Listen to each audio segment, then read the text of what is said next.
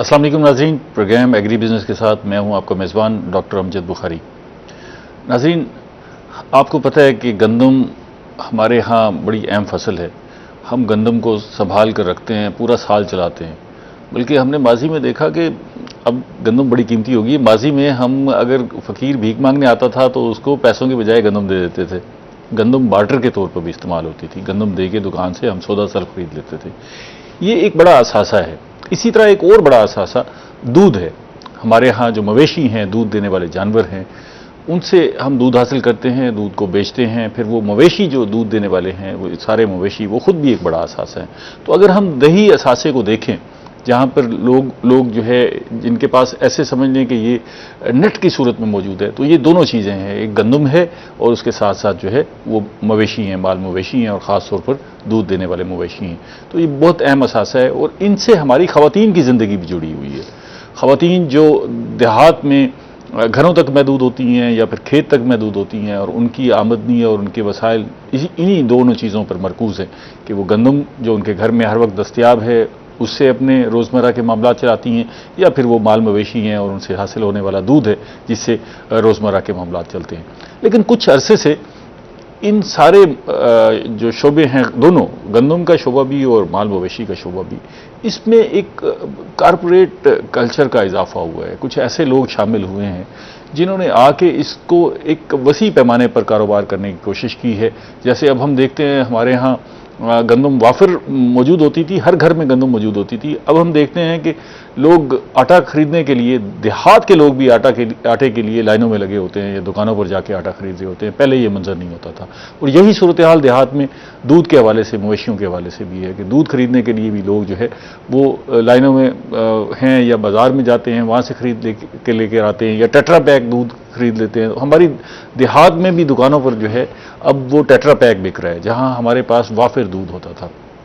तो उससे ख़वातीन की ज़िंदगी पर भी असरात मुरतब हो रहे हैं। वो क्या असरात हैं और ये हमने अपने इस असासे को कैसे बचाना है। ये जो नया सेक्टर जो है वो उभर रहा है, जिसमें हम इज्तमाई काश्तकारी करना चाह रहे हैं, गंदम को भी इज्तमाई शोबे में इस्तेमाल करना चाह रहे हैं, और दूध और माल मवेशी को भी इसी कल्चर में लाना चाह रहे हैं। उसके क्या असरात मुरतब होंगे, हमारी जो ख़वातीन हैं उनकी ज़िंदगियों पर क्या असरात मुरतब होंगे, ये हमारा आज का मौजू है। मैं सबसे पहले आपको अपने मेहमानों का तारुफ करवा दूँ। हमारे साथ पहले मेहमान मौजूद हैं वली हैदर साहब। आप माहिर मोहल्लियात हैं और सोशल एक्टिविस्ट हैं, और इस सारे मामलात पे जो है गहरी नज़र रखते हैं। उनसे भी जानेंगे कि ये सारे जो इश्यूज़ हैं, इन पर ज़ाहिर माहौलियात का भी असर हो रहा है, तो उसके क्या असरात हैं जो आम ज़िंदगी में हम महसूस कर रहे हैं। उनके साथ दूसरी मेहमान के तौर पर मौजूद है फ़ायज़ा शाहिद साहबा। आप सोशल एक्टिविस्ट हैं और ये जो जिन बातों का मैंने आपसे जिक्र किया, इस पर भी गहरी नज़र रखती हैं। बहुत शुक्रिया आप दोनों मेहमानों का। वली साहब, आप खरीद हैं। ये जो मैंने अभी इब्तिदा में बात की, आप खुद भी इसका एक्सपीरियंस करते रहे होंगे कि गंदम जो है हमारे यहाँ बार्टर के तौर पे भी इस्तेमाल होती थी, और हम अगर घर में कुछ भी नहीं होता था, फ़कीर आया है, उसने सदा लगाई है, तो उसको पैसों की बजाय वो गंदम मिल जाती थी। अब ऐसे लगता है कि ये सारा सेक्टर सुकड़ रहा है या कहीं और शिफ्ट हो रहा है, और हमें तो इसमें हुकूमत का किरदार भी नज़र आता है कि वो ये सारे एसेट को छीन के मैक्सिमम अपने कंट्रोल में करती जा रही है। ऐसा है, आप महसूस कर रहे हैं?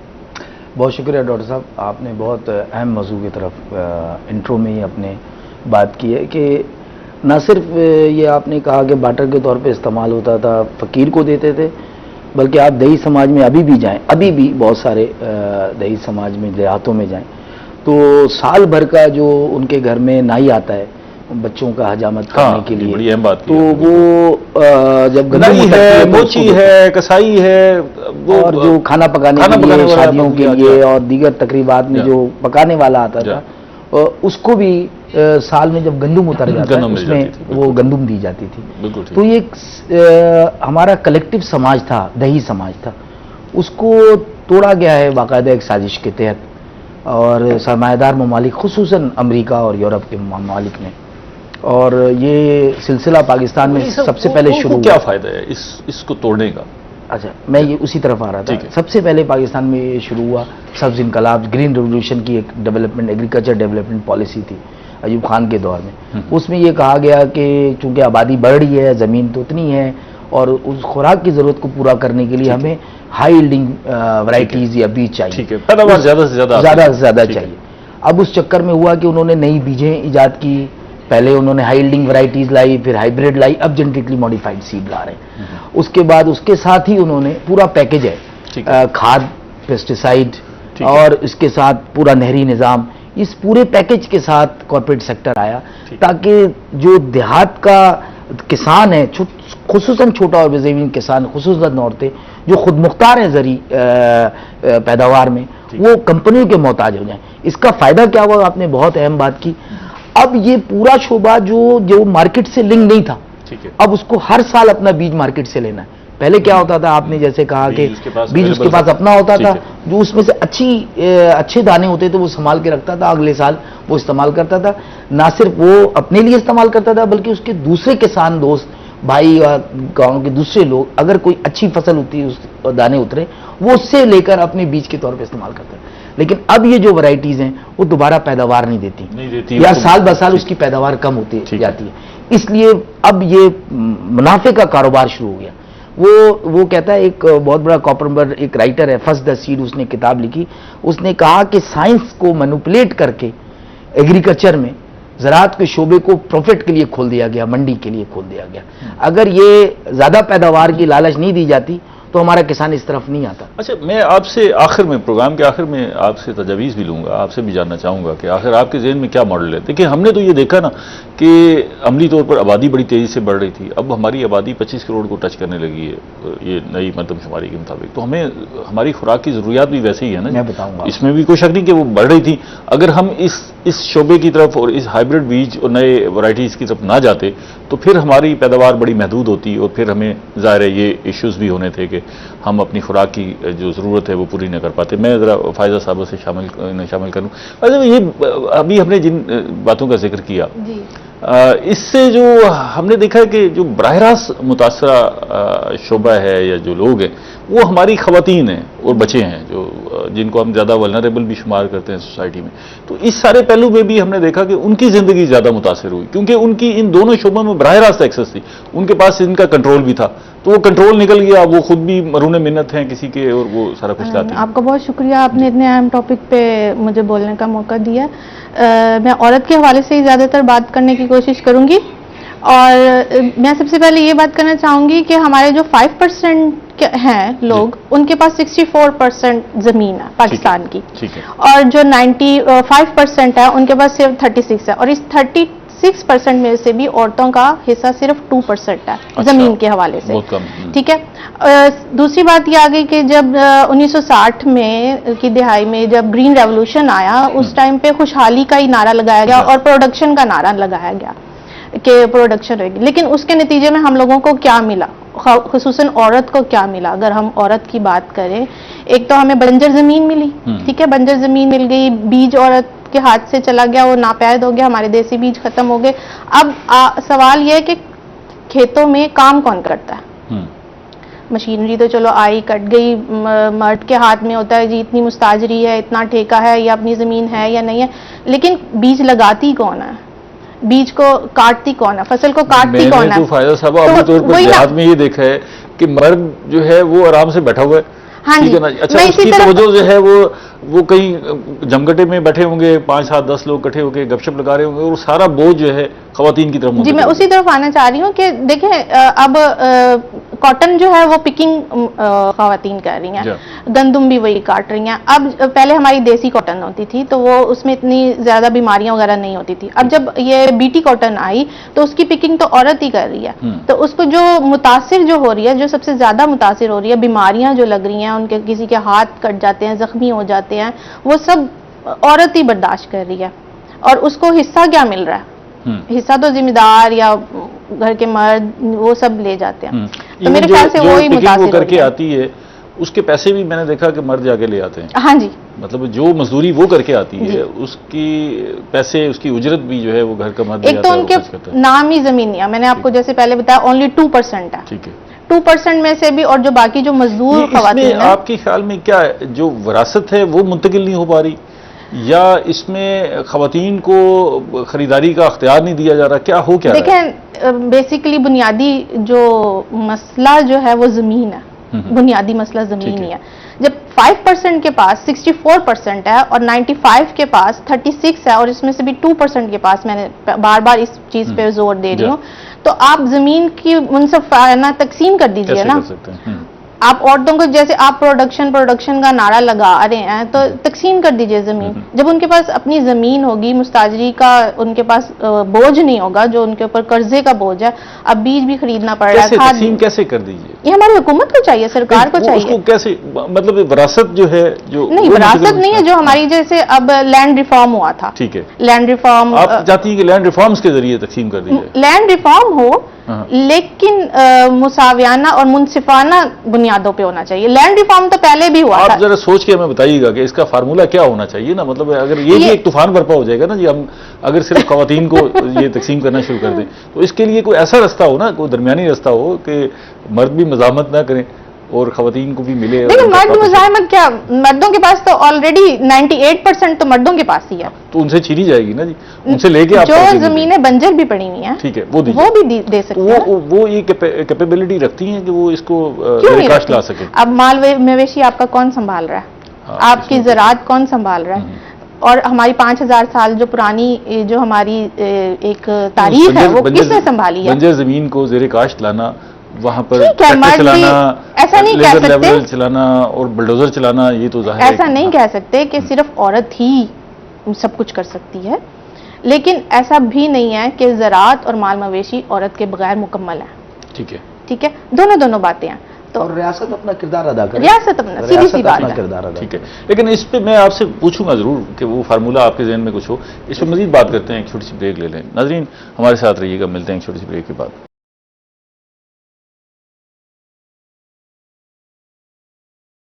वेलकम बैक नाजरीन, हम गंदम और माल मवेशी पर बात कर रहे हैं और उसमें ख़वातीन को कितना हिस्सा मिल रहा है, उनकी ज़िंदगी पर क्या असरात मुरतब हो रहे हैं और माहौलियात की जो तब्दीली आ रही है उससे भी ख़वातीन कितना मुतासर हो रहे हैं। ये आज का मौजूद है। माहिरीन हमारे साथ मौजूद हैं, उनसे बातचीत कर रहे हैं। वली साहब, ये अभी मैं आपके पास एक सवाल छोड़ के गया था कि अगर हम इस कल्चर की तरफ ना जाते और ये कॉर्पोरेट सेक्टर को ना लाते और इन बीजों को ना लाते, हाइब्रिड बीज या बाकी जो नई वैरायटियाँ हैं, तो फिर पैदावारी अमल में बड़ा पीछे रह जाते और फिर हम अपनी खुराक की ज़रूरियात पूरा ना कर सकते। इसको आप कैसे देखते हैं?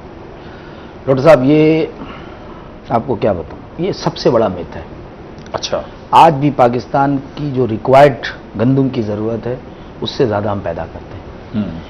अभी कोई 5-7 साल पुरानी बात है, मैं एक नेशनल कॉन्फ्रेंस में था इस्लामाबाद में। मैंने वहाँ लोगों से सवाल किया, जो एग्रीकल्चर डिपार्टमेंट के अरबाब अख्तियार थे, कि टनों गंदम हमारे गोदामों में सड़ता रहा और ये इजाज़त मांगते रहे एक्सपोर्टर कि हम इसको बाहर भेजें, हमें सब्सिडी दी जाए। ठीक है, मसला पैदावार का नहीं है, प्रोडक्टिविटी नहीं है, मसला डिस्ट्रीब्यूशन का है और इक्वल एंड जस्टिफाइबल डिस्ट्रीब्यूशन का। अगर वसाइल की डिस्ट्रीब्यूशन मुनसिफाना नहीं होगी तो आपको भूख मिलेगा। क्यों दुनिया में इतनी तरक्की होने के बावजूद तकरीबन 1 अरब से ज़्यादा लोग, 1 अरब के करीब लोग भूखे हैं? ये यूएन का FAO जो फूड एंड एग्रीकल्चर ऑर्गेनाइजेशन, उसका अपना डेटा है। 1 अरब से ज़्यादा लोग, करीब लोग जो हैं इस वक्त भूखे हैं। क्यों? इतनी तरक्की हो गई, इतनी पैदावार आ गई, इतनी पैदावार के दौर में, इतनी जदीदियत आ गई, इतनी कॉर्पोरेट कंट्रोल हो गया। इसका मतलब यह है कि सब्ज इनकलाब से लेके आज तक ये कंपनियों को जो अख्तियार दिया गया हमारी मंडी पे कब्जा करने का, इनका मकसद ये था कि हमें ज़री पैदावार में जो है वो खुद मुख्तारी से मोहताजी की तरफ ले जाए, और हम मोहताज हो गए। जैसे फैज़ा साहबा ने बताया कि बीज अब हमारे हाथ में नहीं है, अब हमें अपना एक अपनी चीज़ अब हमारी गैर हो गई। ये अक्यूमुलेशन बाय डिस्पोजेशन इसको कहते हैं, कि हमारी चीज़ को किसी और ने अपने अख्तियार में ले लिया, अब हम उससे अपनी ही चीज़ खरीद के इस्तेमाल करते हैं। तो ये कंपनियों का जो गोरख धंधा है ये अब शुरू हो गया है माल मवेशी और दूध के शोबे में।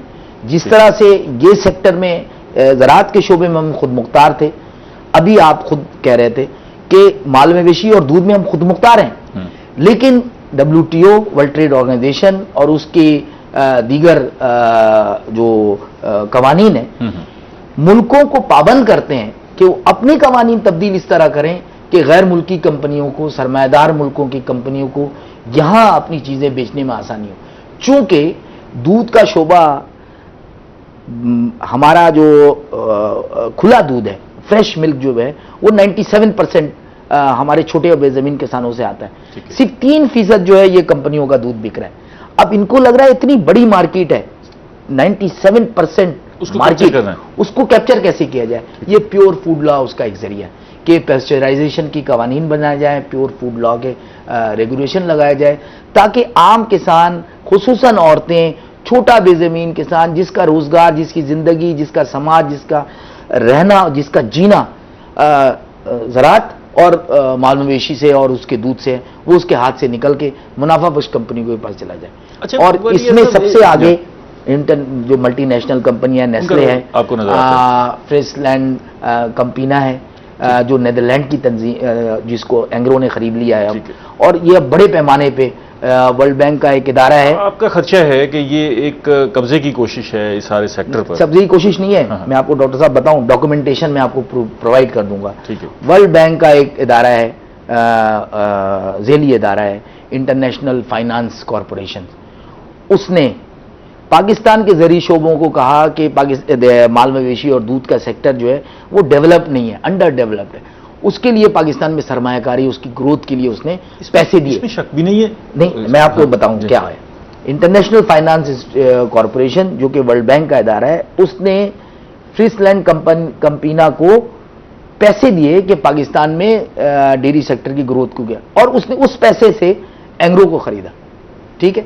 और one of the largest dairy sector corporation है ये फ्रिसलैंड कंपनी, और ये दावा करती है कि ये सस्टेनेबल प्रोडक्शन करती, जबकि इसके अपने मुल्क में ऐसे ग्रुप हैं जो उनके खिलाफ एहतजाज कर रहे हैं। अभी 3-4 दिन पहले एक ग्रुप है जिसका नाम है एक्सटिंक्शन रिबिलियन, उन्होंने वहां इसके खिलाफ मुजाहरा किया अपने मुल्क हॉलैंड में कि ये कंपनी जो है एक ऐसा तरीका पैदावार करी जिससे माहौलियात तबाह। थोड़ा सा मुख्तलिफ अंदाज से देखते हैं। देखिए, हम नीदरलैंड की मिसाल दे रहे हैं, लेकिन वो डेयरी में उसने दुनिया के लिए मॉडल तो मौजूद है। वो उन्होंने जितनी तरक्की की है और जिस तरह उन्होंने दुनिया के निज़ाम को एक सक्सेस मॉडल दी है, वो तो मौजूद है अपनी जगह पर। तो आप ये कह रहे हैं कि 97% जो दूध का शोबा है उसमें हमारा सेक्टर जो है वो इनफॉर्मल है। ठीक है। अच्छा, इनफॉर्मल सेक्टर होते हुए अगर ये कामयाब है और ये बेहतर है, तो फिर हमें दूध मुयस्सर होना चाहिए ना। हम तो 4वें-5वें मिल्क प्रोड्यूसर होने के बावजूद हमारे पास तो पीने के लिए दूध नहीं है। हमारा तो जो दही शहरी है, दही देहात में रहने वाला फर्द है, उसको भी दूध मुयस्सर नहीं है पीने के लिए, और हम शहरों में भी देखते हैं कि लोगों को दूध मुयस्सर नहीं है। तो इसका मतलब ये है कि हमारा वो इनफॉर्मल सेक्टर कहीं ना कहीं कामयाब नहीं हो पा रहा ना। नहीं डॉक्टर साहब, माफ़ कीजिएगा, मैं आपसे इख्तलाफ करता हूँ। ठीक है। आप अभी भी हमारा तो काम ही पिछले 25 साल से मैं सिंध, पंजाब, KPK के देहातों में जाता हूँ, और मैं तो दूध की कमी नहीं देखता। अभी समझते हैं कि ठीक है। अभी फायजा के खवातीन, फायजा साहब से पूछते हैं ना, 8 जिलों में इन्होंने तहकीक की है, 8 जिलों में। अच्छा। और वहां खुल के सामने आया है कि जो हेल्थ एंड न्यूट्रिशंस का सबसे मेजर सोर्स है वो दूध है, और वो एक साजिश के तहत हमारे हाथ से लिया जा रहा है। जैसे आपने पहले अपने इंट्रो में कहा कि गंदुम जो कि बहुत वाफिर मिकदार में, वो बहुत ही आसानी से हमें मिल जाए, मौजूद होती थी, उसने स्टॉल के लिए स्टोरेज की होती थी। देखिए, आपको इंटेंशन देखना पड़ेगा डॉक्टर साहब, ये फॉर्मलाइजेशन का इंटेंशन क्या है? क्या लोगों की भलाई है? अगर उसके नतीजे में लाखों लोग बेरोजगार हो जाएं, उनके घर से रोजी चली जाए, माहौल तबाह हो जाए, तो ये वाली फॉर्मलाइजेशन चाहिए। और जिस इनफॉर्मलाइजेशन के नतीजे में करोड़ों लोगों को रोजगार मिल रहा है, उनका घर चल रहा है, वो खुशहाल हैं और वो पायदार है इस माहौलियात के लिए, वो बिल्कुल ठीक है। तो एक साजिश के तहत ये बताना कि इस तरीके पैदावार में जो है वो ग्रोथ नहीं है, ग्रोथ किसके लिए नहीं, ये देखना पड़ेगा। इस अभी जो इनफॉर्मल सिस्टम है उसके तहत कॉरपोरेशन को, मल्टीनेशनल कॉरपोरेशन, खुसूसन मैं दोबारा कहूँगा अमेरिका और यूरोप की कॉरपोरेशन को, जैसे नेस्ले है, जैसे फ्रिसलैंड कंपीना है, उनको मुनाफा कम मिल रहा है, उनको अपना मुनाफा मैक्सिमाइज कराने के लिए इस तरह के हमारे पास नए हरबे से हमारे मार्केट में मजीद देखते हैं। इस पर फायजा साहब से पूछते हैं। ये अभी वलीआज़म साहब ने जिक्र किया कि आपका तजर्बा ज़रा डिफरेंट है। मैं तो अमली तौर पर ये देखता हूँ कि माजी में हम देहात में जाते थे, जिस घर में दूध मुयस्सर होता था, लस्सी भी होती थी, मक्खन भी होता था, दूध कुछ नहीं है तो रोटी दूध के साथ खा ली जाती थी। दही मौजूद होती थी और लस्सी के साथ खा लिया। तो दूध जो है उससे बनने वाली बाई प्रोडक्ट से हमें बहुत सारी सहूलियात हासिल होती थी।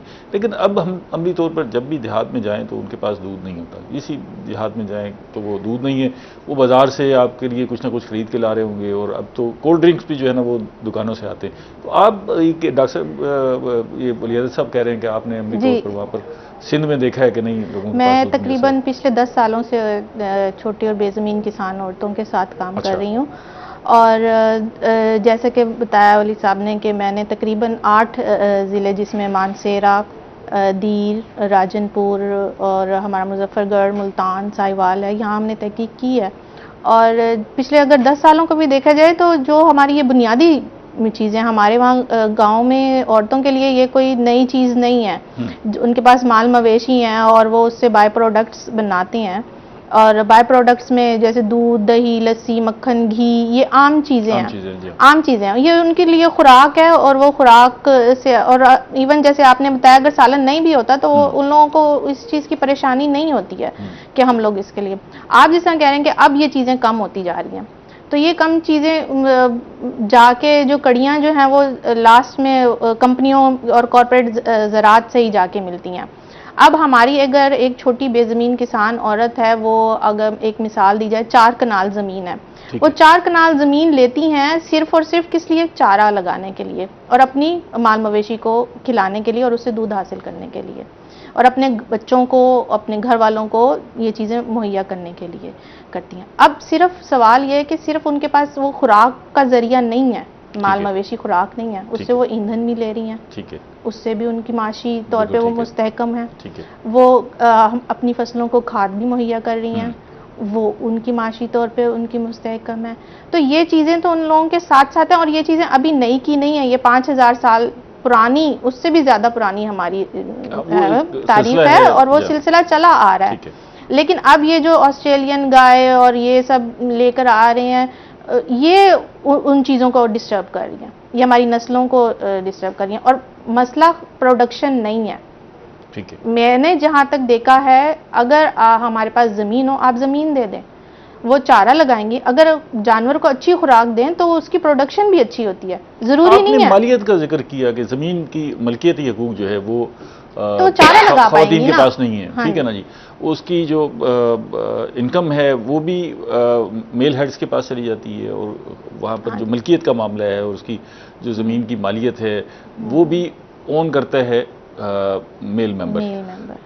इसी तरह हम ये देखते हैं कि माजी में जो माल मवेशी थे उसकी ओनरशिप खवातीन के पास की थी। तो वो कहते थे ये मेरी गाय है, ये मेरी गाय है, और उनको बहुत इस चीज पे फख्र होता है। इवन जैसे अगर कोई बच्ची पढ़ रही है, ये भी हमारे एक केस हुआ है कि वो बच्चियां पढ़ती हैं, छोटी छोटी बकरियां वो लोग पालते हैं, और वो अपने बकरियों के जो बच्चे होते हैं वो उनको बेच देती है अपनी बच्चियों की ट्यूशन फीस के लिए। तो ये जानवर तो उनके शुरू से एक बैंक की हैसियत रखते हैं उनके लिए, और वो ओनरशिप अभी कम नहीं आप कह सकते, अभी भी वो जो आप गांव में जाएं तो वो अपने ही समझती हैं, उनके ही हैं जो मलकियत जो है माल मवेशी की, वो औरत की समझी। मेल मेंबर्स इसको तस्लीम करते हैं? हाँ जी, तस्लीम करते हैं। हाँ जी, तस्लीम करते हैं। वो इसका मतलब है कि इस शोबे में अगर आगे बढ़ना है, फ्लोरिश होना है, तो फिर खवातीन बाख्तियार है तो उनके पास तो आगे बढ़ने का रास्ता मौजूद है। मैंने जैसे मैं बार बार जोर दे रही हूँ, जमीन पे जोर दे रही हूँ, और ये हमारी हुकूमत का, हमारी सरकार का काम है। एक तो जमीन करें, देखें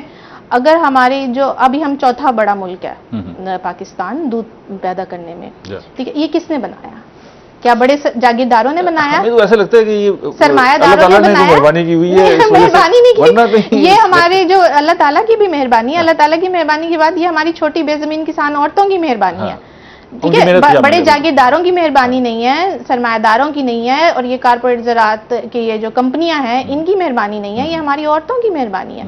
अगर हमारा गवर्नमेंट, हमारी सरकार इस चीज़ को समझे, वो इन गैर मुल्की कंपनियों को लाने की बजाय हमारी औरतों को मुस्तहकम करें। औरतों को मुस्तहकम करने से उनकी इकनॉमी बहाल होएगी, वो माशी तौर पे मुस्तहकम होंगी।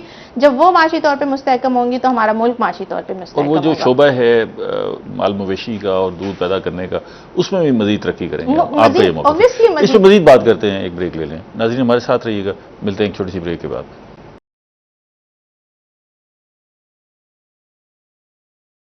वेलकम बैक नाज़रीन। हम गंदम और दूध पर बात कर रहे हैं और ख़ास तौर पर दूध देने वाले मवेशी, उनके जो है वो दही ज़िंदगी पर क्या असरात मरतब हो रहे हैं और कॉरपोरेट सेक्टर के आने से क्या इम्कानात हैं कि उन पर क्या असरात मरतब होंगे। माहिरीन हमारे साथ मौजूद है। वली अदर साहब, एक तो मैं आपसे ये भी जानना चाहूँगा कि हम ये कह रहे हैं कि हम चौथा बड़ा मुल्क हैं दूध पैदा करने वाला, इनफॉर्मल सेक्टर होने के बावजूद। अगर इसे फॉर्मल कर लिया जाए, कहीं ये भी स्टडी है कि फॉर्मल कर लिया जाए तो शायद हम इसमें मज़ीद बेहतरी ला सकते हैं।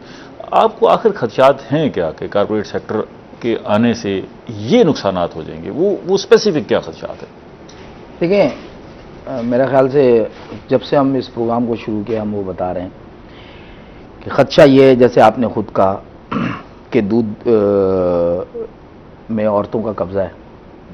हमारी छोटी बेज़मीन किसान औरतों के मरूने मिन्नत है ज़्यादा, उनके हाथ से निकल जाएगा, उनके हाथ से निकल जाएगा और कंपनियों के हाथ में चला जाएगा। ठीक है, को के हालांकि हाईली पैट्रियार्कल सोसाइटी है ये पाकिस्तान, लेकिन उसके बावजूद आप देहात हैं, आज भी माल मवेशी औरत की मिल्कियती तस्वुर की जाती है। उसी का देखभाल और उसके सारी चीज़ें वो उसके ज़िम्मे हैं। एक तो औरत के हाथ से निकल जाएगी। दूसरी बात, जब ये फॉर्मलाइज हो जाएगा, जो इसका जो तरीक़ाकार लेआउट किया गया है पेस्चराइजेशन का, वो आम किसान, छोटा बेज़मीन किसान वो नहीं कर सकता। बहुत कॉस्ट इंटेंसिव है, बहुत टेक्नोलॉजी इंटेंसिव है, उसको हम नहीं कर सकते। जबकि सदियों से बार बार यहाँ बात हो रही है, हम और आप, मैं तकरीबन 50 साल का हूँ, आप शायद मुझसे थोड़े छोटे हों, और हमसे बड़े हमारे वालिदैन, उनसे बड़े, ये क्या पेस्चराइज दूध से बड़े हम हमारे दौर में तो ये टेट्रा पैक आया भी नहीं था, 50 साल पहले की बात है। तो अगर आया भी था तो कितने लोग आज ही अगर ये 3% ये प्रोड्यूस करे तो उस वक्त क्या था। तो हम सब लोग उस दूध से पल बढ़ के बड़े में, और माशाल्लाह सब सेहतमंद है। तो ये पहलू हो जो गया कि टेट्रा पैक जो हमारा अपना दूध जो है सकते हैं, ठीक है, वो हम गर्म करके पी लेते हैं, वो पेस्चराइजेशन है हमारी। क्या जरूरत है इसकी? एक ऐसा अमल खामखा डालना है जो इतना कॉम्प्लिकेटेड हो कि आम लोगों के हाथ से ये शोभा निकल जाए और सिर्फ चंद लोगों के हाथों में आ जाए। और मैं फिर वो दोबारा आपको कहूँगा, वो जो सरमायादार मुल्कों की मल्टीनेशनल कंपनियां हैं, उनका ये मुफाद है को देख रही हैं और आलमी इदारे उनको फैसिलिटेट कर रहे हैं। क्योंकि आपका आखिरी सेगमेंट है, शायद मुझे मेरे पास आप दोबारा नहीं आए, मैं आपको इस हवाले से एक और बात बोलूं कि हमारे यहाँ ये भी ये कह रहे हैं कि ये माल मवेशी, इससे मीथेन गैस बहुत पैदा होता है, जो इसका जो फुजला निकलता है उससे, और वो माहौल के लिए बहुत ख़राब है। इसलिए हमें नए तर्ज पे माल मवेशी को पालने की ज़रूरत है। पाकिस्तान लेस देन 1% कंट्रीब्यूट करता है क्लाइमेट क्राइसिस में, कार्बन एमिशन में, लेस देन 1%। सारे हमारे कारखाने ले लें, चाहे हमारे हर चीज़ मिला लें, ये मीथेन ले लें, लेस देन 1%। तो हमारे लिए क्लेम बनता ही नहीं है कि हम ऐसा कोई तरीका अपनाएं कि हमारा और कार्बन का अखराज और कम हो। हमारे लिए मैटर नहीं है। हमारे लिए मैटर ये है कि पाकिस्तान जो है क्लाइमेट 10 उन मुल्कों में है जो क्लाइमेट वल्नरेबल मुल्क है। अभी आपने देखा सैलाब आया, तूफान आया, सिंध के पंजाब के लोग इसमें बेघर हो गए, आज तक उसके असरात से वो नहीं निकल पाए। तो ये क्लाइमेट चेंज का मुद्दा बहुत अहम है। जबकि हमारा अपना तरीकाकार जो है, जो रवायती तरीके से जानवर पालने का तरीका है, वो फ्री रेंज है।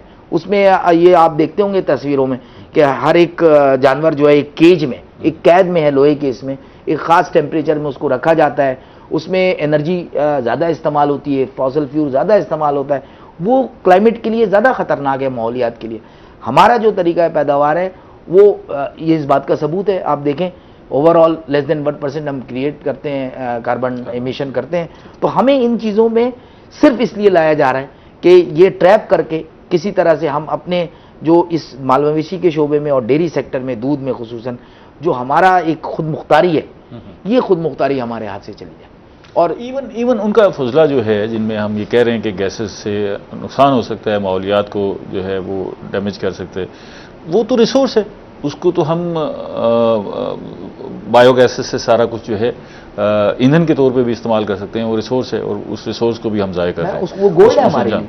अगर उसको आप ज़मीन में डालते हैं तो वो उसके बाद उस ज़मीन पे जिस पे आपने इस साल डाला, 2 या 3 साल और किसी खाद की ज़रूरत नहीं होती, और बहुत ही पायदार तरीका ज़रात है। लेकिन जिस तरह से डीएपी यूरिया ने इस वाले सिस्टम को ख़राब किया, इसी तरह से अब ये कॉर्पोरेट लाइव स्टॉक प्रोडक्शन और डेयरी सेक्टर की प्रोडक्शन को देखें तो उसमें तो कुछ चीज़ें ऐसी हैं, सवालिया निशान उभरता है। लेकिन वो जो पैदावारी अमल है उसका अभी भी मामला जो है ना, वो उसमें अगर बेहतरी लानी है, तेज़ी लानी है, आबादी के दरमियान तवाज़न पैदा करना है पैदावार और आबादी के दरमियान, तो फिर कुछ ना कुछ तो इकदाम करने पड़ेंगे, दुनिया से भी सीखना पड़ेगा।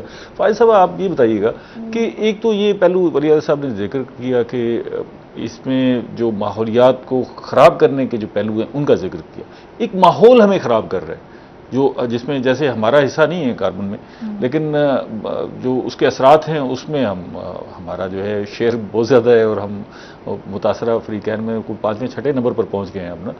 तो ये जो माहौलियात के असरात मुरतब हो रहे हैं उससे बराह रास्त हमारी ख़वातीन भी बड़ी मुतासर हो रही हैं, और ख़ास तौर पे अभी हमने देखा कि एक लहर सी आई जानवरों में बीमारी की, ठीक है, उससे भी बड़ी तादाद में हमारे जानवर ज़ाये भी हो गए, और फिर जो हमें थे उनको भी हमें तल्फ करना पड़ा जो मौजूद भी थे। तो ये सारी सूरत, वो वहाँ आप ख़वातीन को कैसे देख रही हैं इस मैनेजमेंट में? हमारे जो रवायती जो हैं नस्लें, देसी नस्लें जिनको कहा जाता है, एक तो उनका दूध जो है वो हाई क्वालिटी दूध है, फैट उसमें ज़्यादा है। और आपको मैं एक दिलचस्प बात बताऊं कि ये जो कंपनियां जो हैं, ये जब जिस तरह ये दूध वाले लेके जाते हैं और वो अब शैलर और वो जब कुछ आ गया उसमें चिलर्स में लेकर जाते हैं, तो उनका कहना है कि जो कंपनियों वाले हैं वो जो देसी वाले हैं उसकी कीमत उनको ज़्यादा पे करते हैं, और ऑस्ट्रेलियन गाय जो गैर मुल्की गाय हैं उनकी कीमत उनको कम पे करती है। अच्छा। उसकी वजह क्या है? वजह ये कि उसमें फैट कम है और हमारे वाला हाई क्वालिटी है, उसमें फैट ज़्यादा है। अच्छा, ठीक है। अब आपका दूसरा क्वेश्चन ये है कि हम लोग ज़्यादा माहौलियत मुतासिर कर रहे हैं। सवाल वही कि 1% हम टोटल कार्बन एमिशंस जो हैं उसका ओनली 1% से भी कम हमारे जो गाँव माल मवेशी के फुजला से निकलता है। अब वो कह रहे हैं बायोगैस बनाओ। बायोगैस का हम बहुत आम नाम सुन रहे हैं, बायोगैस का नाम सुने।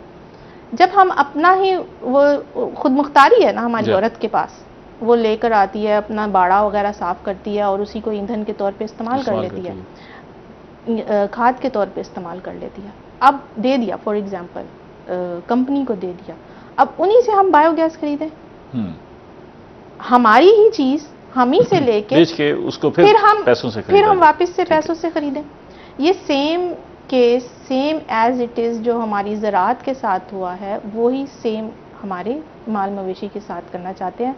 और ये कंपनीज का, बाहर की कंपनियों का मसला प्रोडक्शन नहीं है, ये एक दिखावा है, ये उनके हीले बहाने हैं, या आप जो भी नाम देना चाहें उसको दें। रिसोर्सेज से ज़्यादा मुनाफा हासिल करना है। उनका मकसद सिर्फ और सिर्फ मार्केट पे कब्जा है और अपना मुनाफा है, और उसके लिए वो हर सब कुछ करेंगे। मिसाल तो ये है ना कि जी वो जो दूध जो हमें 150 यहाँ मार्केट में 150-160 रुपए लीटर मिल जाता है, वही अगर पैक की सूरत में हमारे पास दस्तियाब है तकरीबन डबल हो जाती है उसकी कीमत। और वो सेहत के लिए भी अच्छा नहीं है, उसमें केमिकल्स हैं। इस पे तो जाहिर है अभी डिबेट हो सकती है कि वो कितना है, क्योंकि उससे बाई प्रोडक्ट तो नहीं बनता, बाई प्रोडक्ट नहीं, हाँ, इसमें कोई शक नहीं। हम उस दूध से दही नहीं बना सकते। अब ये सिर्फ नहीं निकाल सकते। सवाल ये नहीं है कि देखें, आप ये नहीं कह सकते कि हमारी माशाल्लाह हमारा एक ज़रई मुल्क है, हम ज़रई मुल्क है, सिर्फ ये नहीं कह सकते कि गांव की खवातीन दूध दही लस्सी इवन शहरों में भी ऐसे ही होता है, शहरों में भी जहाँ पे खुला दूध आता है, मेरे अपने घर में आता है, मैं हम लोग खुद पीते हैं, बच्चे पीते हैं, मैं खुद दही लस्सी घी मक्खन सब कुछ बना लेते हैं, आराम से बना लेते हैं, उसी दूध से बन जाता है। तो क्या सवाल ये कि अगर ये हमें बहुत अच्छा बहुत आला क्वालिटी का दूध दे रहे हैं तो क्या ये सारी बाई प्रोडक्ट्स बनेंगे? ये भी बननी चाहिए थी, बल्कि इवन मैंने तो बहुत सारे लोगों को देखा है, वो कहते हैं कि अगर आपके घर का दूध है तो चाय उससे बना के दें, टेट्रा पैक वाली चाय नहीं पी जाती। तो इसका मतलब है कहीं ना कहीं गड़बड़ है। देखिए खुद कफालत कितनी है। ये ईद के दिनों में अक्सर दही शॉर्ट हो जाती है मार्केट, आप जाएँ चांद रात को नहीं मिलती। अच्छा, मेरे घर में ये खुला दूध ही आता है। मेरी वाइफ का एक हमारा वो बन गया है, नॉर्म बन गया है घर में कि ख़ास तौर से ईद और बकरीद के मौके पे वो कुंडे में मिट्टी का एक कुंडा है, वो दही खुद अपनी जमा लेती। तो ये जो खुद मुख्तारी है ना अपने खाने पे, अपने खुराक पे, और ये जो ग़िज़ाइयत से भरपूर है, और इसके अंदर जो एक हमारा पूरा समाज इस पूरे खाने पीने के तरीके से इसे बरकरार रहना चाहिए, इसको, ये हमारी ताकत है। ओके। और अगर इसमें तब्दीली, आप बार बार ये कह रहे हैं कि कुछ दरमियानी रास्ता, कुछ ये देखें, किसानों के खुसूसन छोटे बेजमीन किसान और औरतों के हुकूक को कॉम्प्रोमाइज़ करते हुए कोई भी तब्दीली होगी, अगर उनका रोज़गार जाएगा, उनकी ज़मीन जाएगी, उनके सेहत तबाह होगा, उनका खुराक नहीं मिलेगी, खुराक की खुद मुख्तारी नहीं होगी, तो ऐसा कोई भी अमल जो है पाकिस्तान के आवाम के लिए बेहतरी नहीं होगी। ना अगर वो आवाम के लिए बेहतर नहीं है तो पाकिस्तान के लिए वो बेहतर नहीं है। एक पहलू वो ये कहते हैं कि हम इसमें क्वालिटी को मेंटेन करना चाहते हैं कि हमारे जो शहरी हैं उनको सही और खालिस दूध पीने को मिले और अडल्ट्रेट ना हो। तो ये जो कवानीन हैं बुनियादी तौर पर तो यही कह के लागू किए गए ना, तो आप ये समझते हैं कि वो जो ऑब्जेक्टिव है वो भी हासिल नहीं हो पा रहा? देखें बात क्या है, अब मैं वही बार बार कर रहा हूँ, इंटेंशन को देखने की ज़रूरत है। अलिटरेटेड है, मिलावट है, अनहाइजेनिक है, ये सारे वो है ना। मैं कह रहा हूँ इन सब के बावजूद आप और हम वही दूध पी के बड़े हुए, हम में कोई मेजर बीमारियां हैं? पाकिस्तान की बहुत बड़ी आबादी जो है, खासतौर से देही आबादी, आप कोरोना की मिसाल ले लें, कोरोना में देहात में लोग कम मुतासिर हुए। क्यों मुतासिर हुए? वो कम मुतासिर, उसकी इम्यूनिटी बहुत अच्छी थी, उनको वो दूध इस्तेमाल करते थे, वो फिजिकल एक्टिविटी करते थे। तकरीबन खत्म हो गया। बस एक बात अगर मैं कर दूं कि पाकिस्तान का इस वक्त बैरूनी कर्जा जो है ना, अंदरूनी बैरूनी कर्जा मिला के 126 अरब से ज्यादा है। ठीक है, 126 अरब यूएस डॉलर की बात कर रहा हूं मैं आपसे। अगर हम अपने रेवेन्यू को बचाना चाहते हैं, फॉरेन एक्सचेंज को अपने पास रखना चाहते हैं और कर्जों के बोझ से निकलना चाहते हैं और अपनी मईशत को अपने पैरों पे खड़ा करना चाहते हैं, तो ज़राअत ही वाहिद बैकबोन है, हम सब जानते हैं। लेकिन ज़राअत को, किसानों को ज़मीन मुनसाफाना ज़मीन दिए बगैर और इन वसाइल पे किसानों के अख्तियार के बगैर जो हमारे अनमोल असास हैं, खुसूसन गंदुम, बीजें, पानी, दरख्त और ये माल मवेशी, अगर किसानों का अख्तियार में नहीं होगी, हुकूमत ऐसे इकदाम पे दर पे करेगी जिससे मल्टीनेशनल कंपनियों का और सरमायादारों का मुफाद का तहफ़्फ़ुज़ हो और हमारे किसानों और आवाम के मुफाद को उस पर कॉम्प्रोमाइज़ किया जाए, पाकिस्तान तरक्की नहीं कर सकता। 10 सेकंड है आपके। मैं सिर्फ आखिर में ये बात कहना चाहूँगी, जिस तरह अभी आप बात कर रहे हैं कि हाइजेनिक नहीं है ये वो, तो अगर हुकूमत ये समझती है तो वो किसानों के पास जाके उनको सहूलियात दे, छोटे बेज़मीन किसानों को सहूलियात दे, औरतों को सहूलियात दे, उनके जो अगर उनको लगता है कि अनहाइजीनिक है उनको बताए, उनको सही करे। अव्वल तो उनको पता है, मालूम है। देखिए अगर हमारे जिस्म में कहीं पे कोई बीमारी होती है तो हम ये नहीं करते कि हाथ को काट के फेंक देते हैं। ठीक, बहुत शुक्रिया। उसको वहां पे हम उसका इलाज करते हैं, दवाई लगाते हैं। और आखिरी मेरी बात यह है कि औरत को मुस्तहकम करेंगे, उसकी इकॉनमी बेहतर होगी तो आपके मुल्क की इकॉनमी बेहतर होगी। ठीक, प्रोग्राम का वक्त खत्म हो गया। आप दोनों मेहमानों का बेहद शुक्रिया। नाज़रीन, हमने बात की है गंदम और दूध देने वाले जानवरों पर। अगले प्रोग्राम तक इजाज़त दीजिए। अल्लाह ने के बाद।